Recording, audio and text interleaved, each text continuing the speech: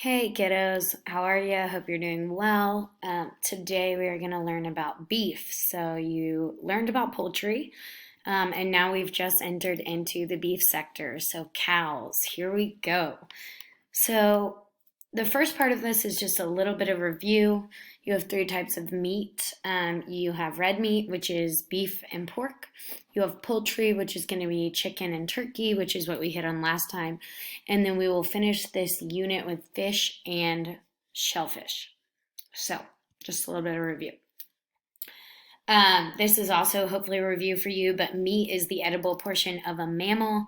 This includes the muscles, the fat, the bone, the connective tissue, the water, really everything like that. And if you cook it well, you will actually still get to taste kind of the juiciness of the water, as long as that doesn't freak you out. It kind of mixes with the fat and adds flavor.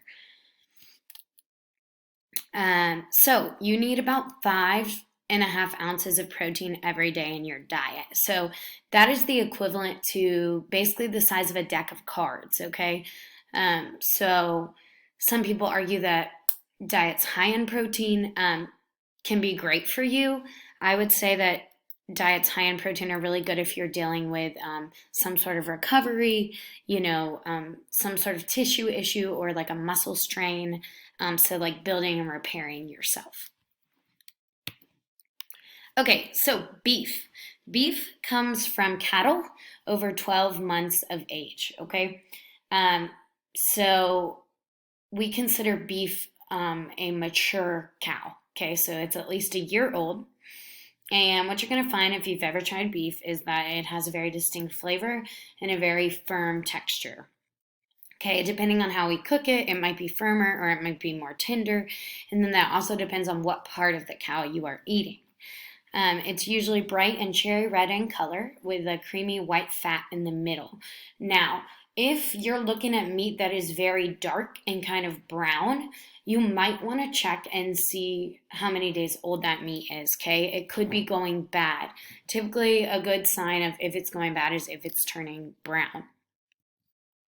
Okay, so if you look to the right here, the other day you had to uh, label the parts of a cow that we eat. And so this is kind of your time to pause this video and check over your labeling if you would like to. And so you can see kind of at the top part of the cow near its head, kind of on the shoulder is going to be the chuck. Then we move to the rib. The short loin, the sirloin, which is, yes, the kind of steak probably most of you have tried before. And then the little butt area is going to be the round. It's a little bit more fatty. It's got some cushion, just like most of our butts, right? Like we have cushion. That helps us so that it doesn't hurt when we sit on the chair. Same idea. And then if you move down, you've got the flank steak. That's the part that's really long and skinny. You can roast flank steak in like a crock pot or an Instant Pot, or you could grill it, which is also delicious. And then we move over to the plate and the brisket. Okay, and then the beef shank is going to be that front leg of a cow, and it can be very tender and it can be very fatty, so it like falls apart and has a lot of flavor. So that's a good kind of check for you. What I want you to know is that muscles that receive a lot of exercise so that the cow uses a lot are going to be less tender, right? They're building up their muscle. It's stronger. Just like when we build up our muscle, it's going to be harder, right? Like hard abs. Whereas if you don't use your abs a lot, it's going to be very tender and very squishy. So muscles receiving less exercise are going to be more tender, like the ribs or the loins, okay? The sirloin is a good option as well, and then the filet is also a good option. Whereas the legs and the shoulders, the butt, all of that could be stronger. Okay, so this might get a little weird for you just because you haven't talked about it before, but I think it'll be very helpful for you to learn. The beef carcasses, when they're pulled, so they're ready to be classified into different meat groups, they're going to be classified according to age and sex, okay? And that's going to determine the price of the beef. That's going to determine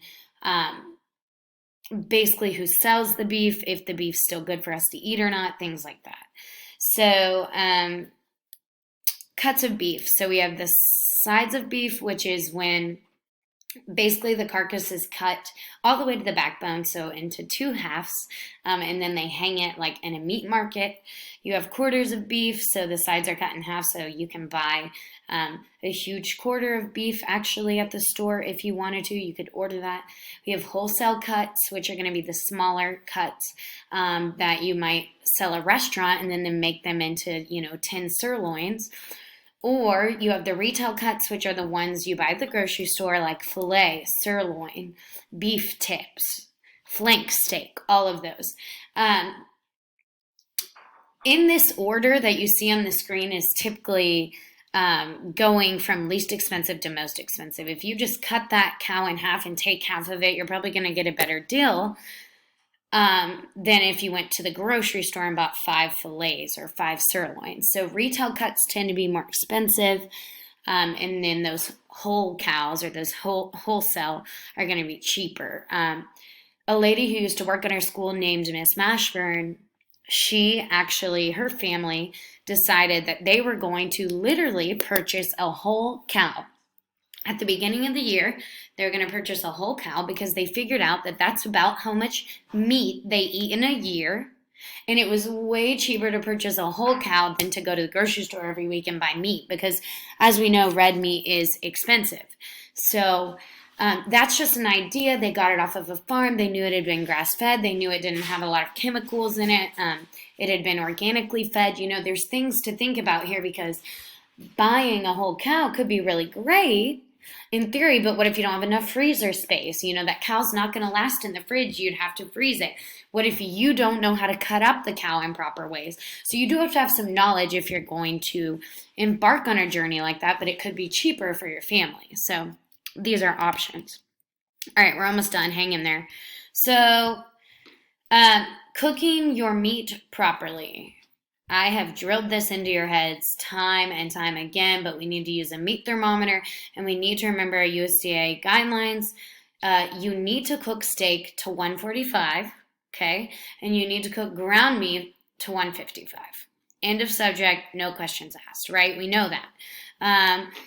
Part of the reason you want to do this is the fat melts, it becomes flavor, you get tenderness, you add juiciness, all of those things.